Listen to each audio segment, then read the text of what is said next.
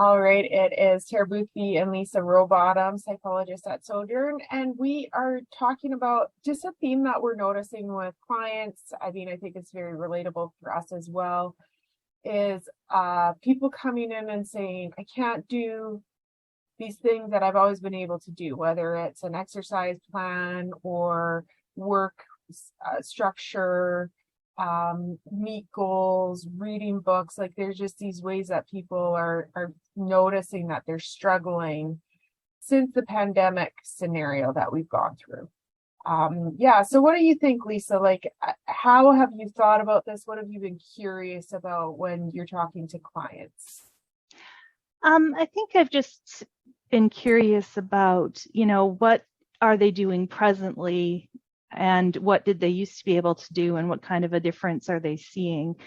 Because oftentimes there's a lot of distress associated with, okay, pre-isolation or pre-lockdown, I was able to do this, that, and the other thing. And now when I go to do it, I feel an increase in anxiety, or I feel like I just am not interested anymore, or I feel, just like, why bother? And so I find that with a lot of people, they have been mentioning that.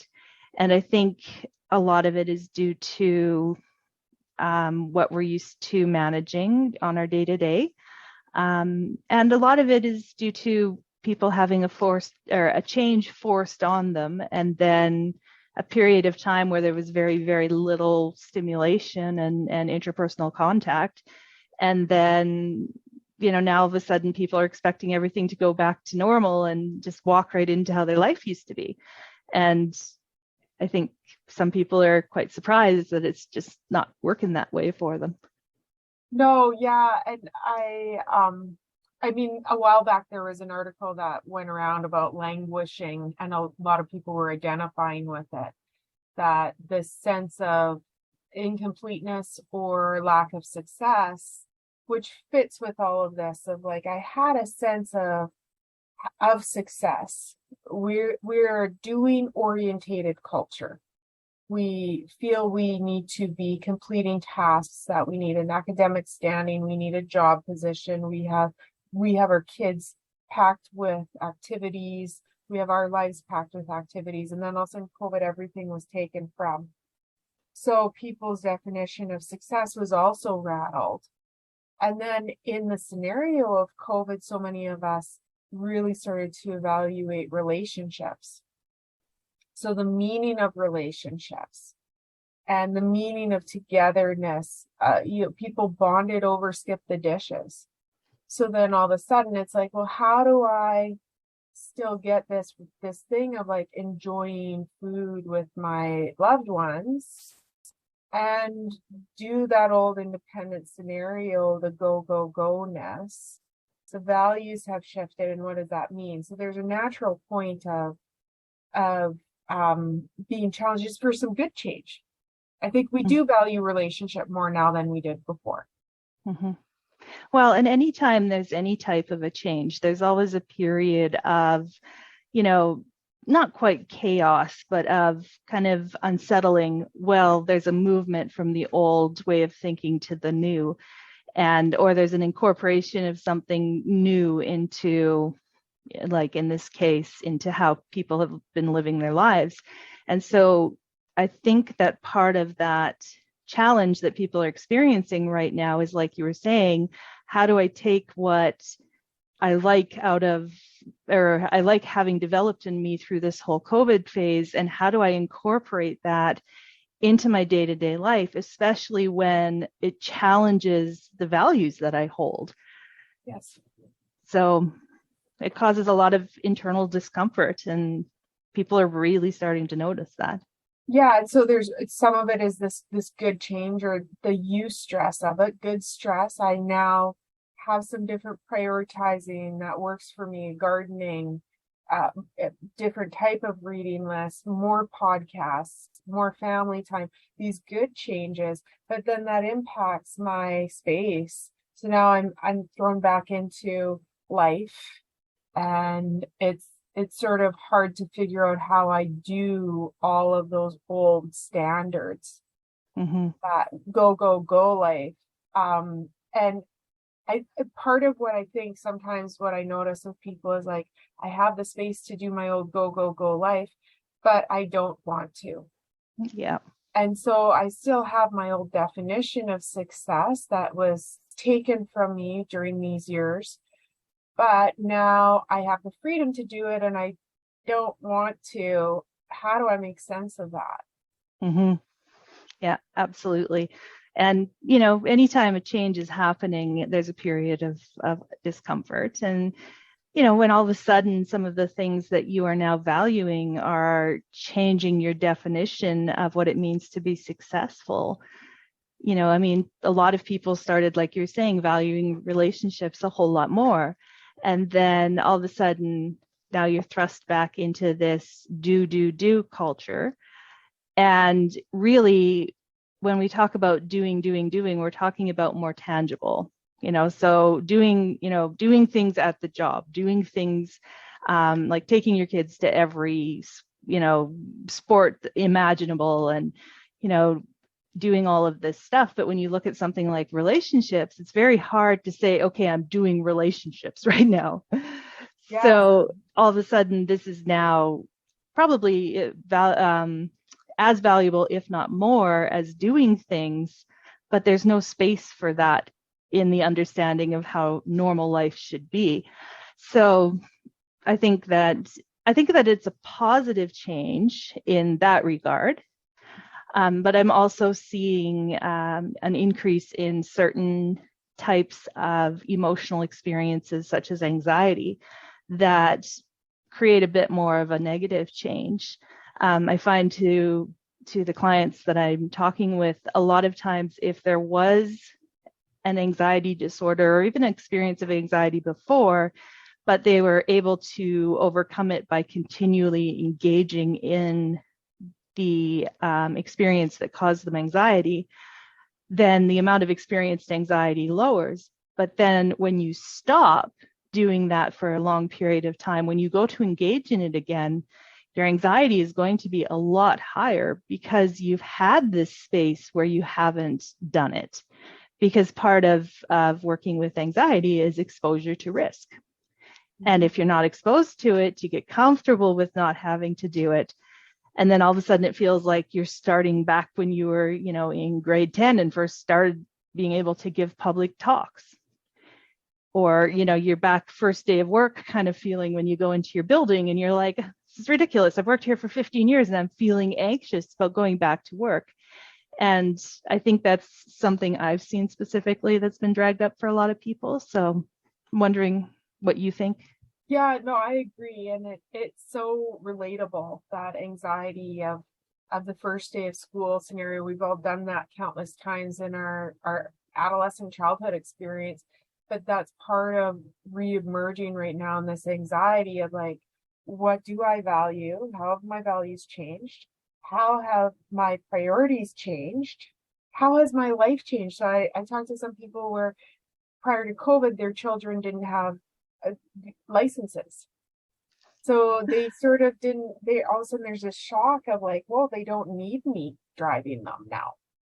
Yeah. And it's all these different losses that are showing up.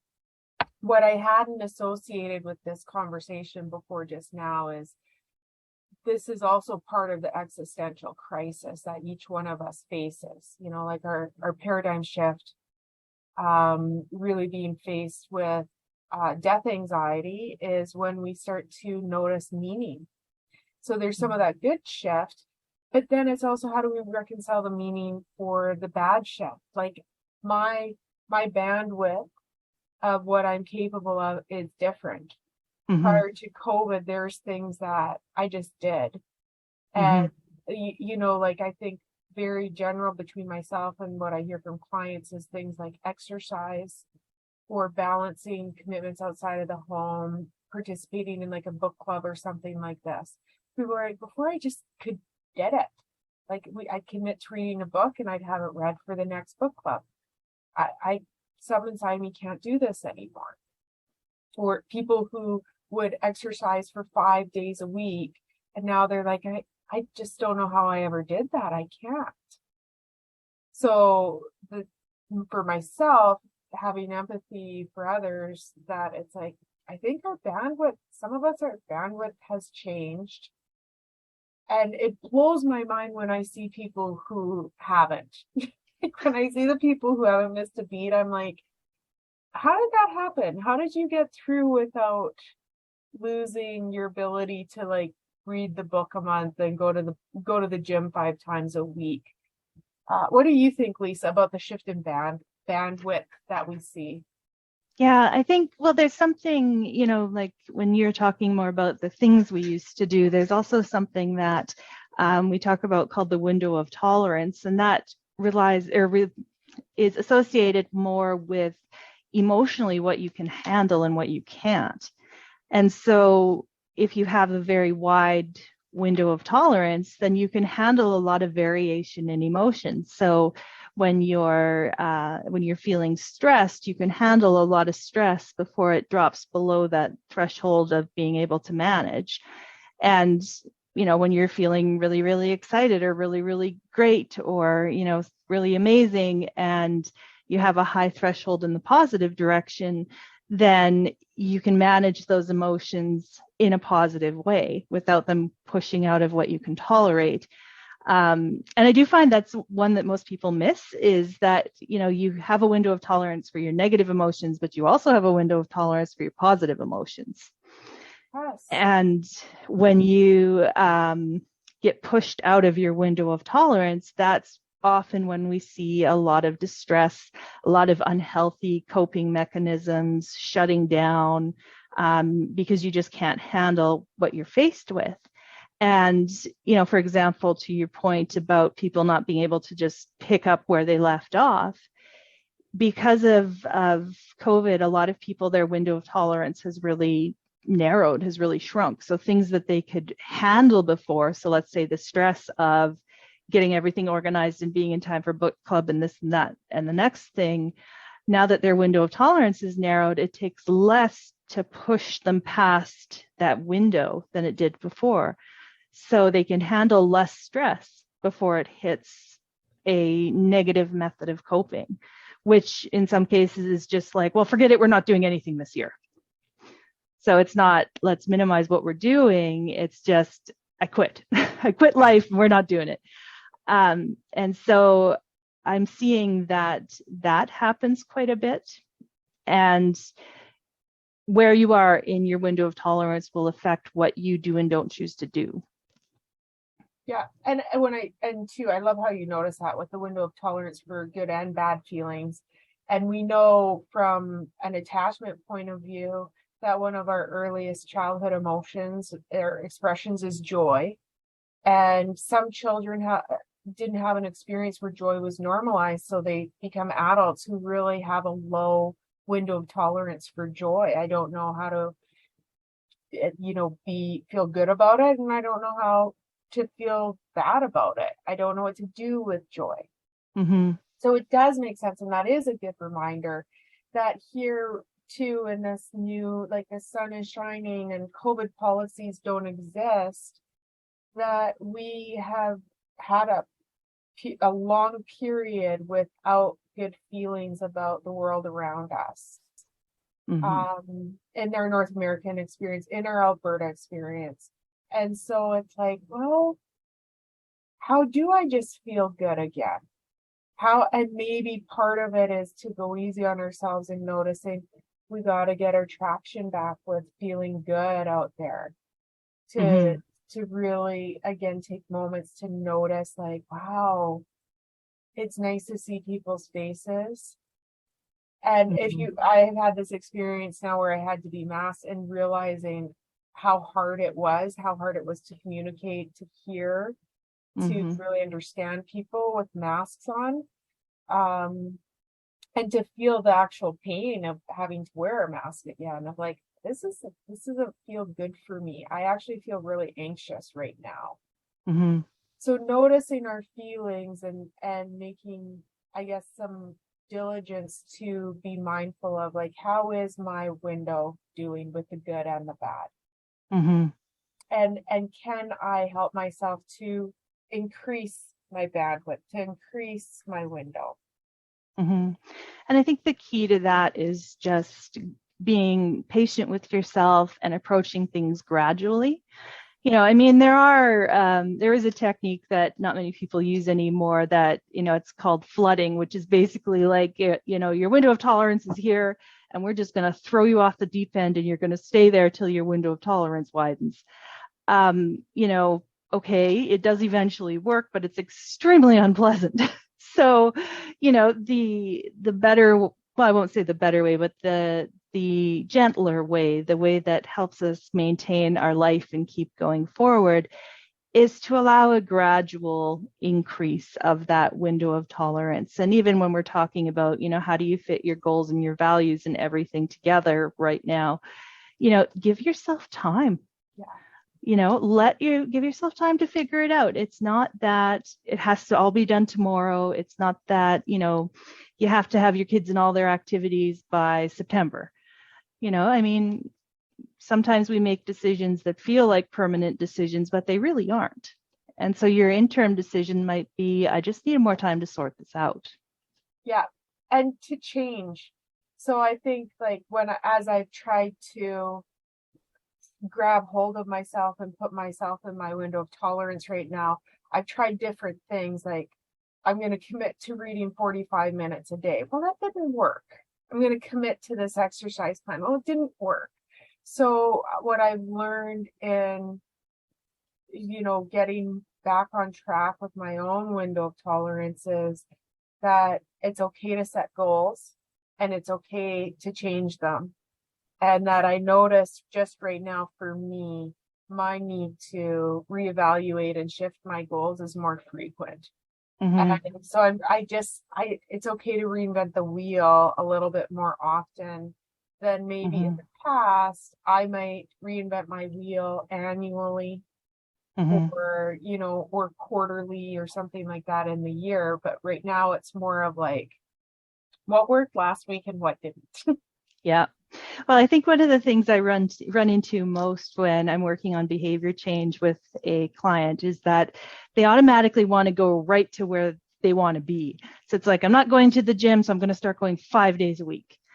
And okay, it might be maintainable for a while, but it's too large of a change. And so one of the things that's important when you're looking at behavioral change is to make sure that your steps are doable and you're gradually increasing them. So the first step, especially the first step, needs to be one that you can look at and say, okay, I can easily do that. Yeah. So maybe I can't get to the gym 5 days a week right now, but you know what? I could go for a 10-minute walk tonight. And that's your first goal, because if your first goal or your initial goal isn't achievable, you're going to quit. Yeah. Yes. And if it's not sustainable, you're going to quit. Yeah, that measurable and manageable goals. So even it's brilliant in that, okay, I'm looking at these different ways that I'm trying to enjoy my life. I enjoy reading. I enjoy learning. I enjoy theology. I want that in there. So I'm measuring and noticing what is manageable and unmanageable. Trying to read 45 minutes a day, completely unmanageable. And I don't even know if that would have been manageable pre-COVID.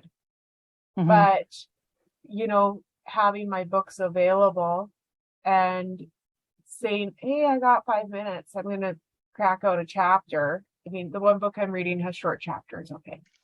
Fair enough. It's probably more like 15 minutes, but even that is pretty quick for a chapter.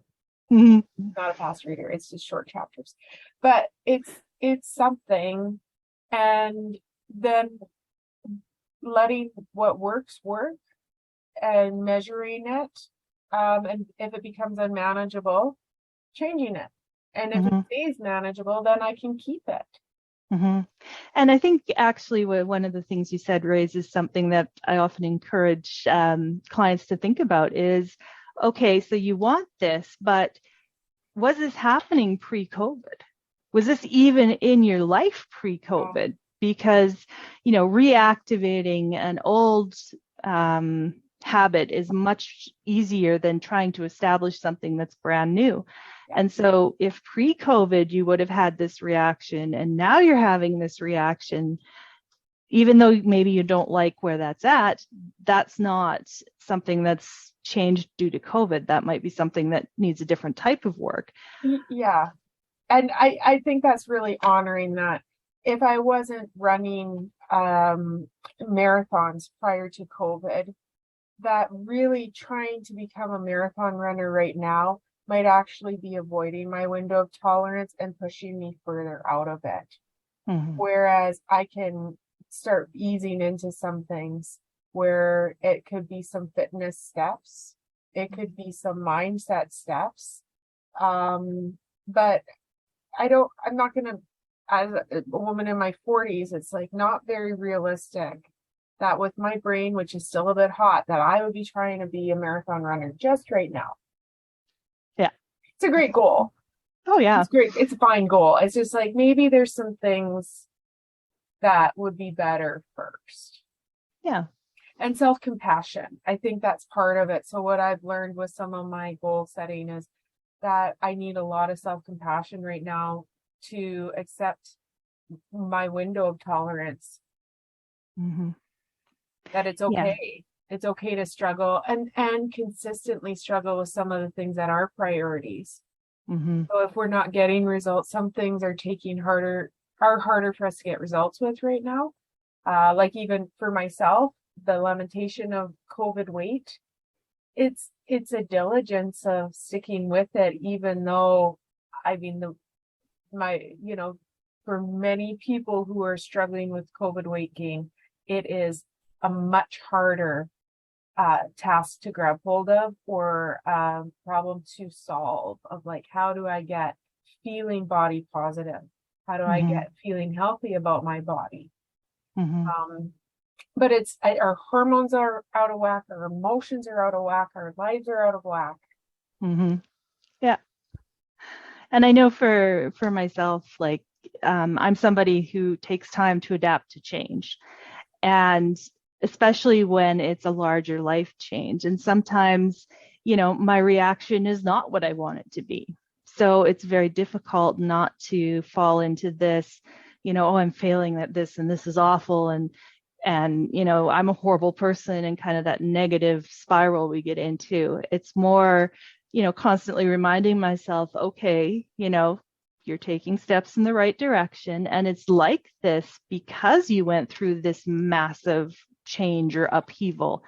And you just need to give yourself the time you need instead of telling yourself how much you're failing every day. Yeah. And for me, that's something that I have to be constantly cognizant of.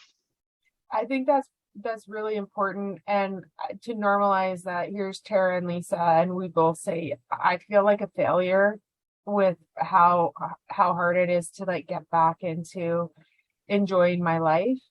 But let's shine a light on those things. What are the measurable and manageable things? And what are the places where I'm seeing myself, being myself?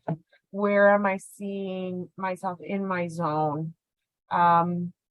Because if we're just shining lights on our failures, then it's like we're just gonna again be pushed out of our window. Yeah, totally. Metaphorically, hopefully not literally. Yeah, please no. Whoops. Yeah, exactly. So anything else before we wind things down, Lisa? Any other sort of tidbits that you were thinking about with? No, I think that's probably everything I was thinking. Yeah, awesome. So I mean, let's just go easy on ourselves, but let's also be aware of if we're avoiding, minimizing, ignoring our window of tolerance with good or bad feelings. And and if you need help, ask for help from a mental health professional or just people who love you. Yeah. Awesome. Okay, take care. Bye.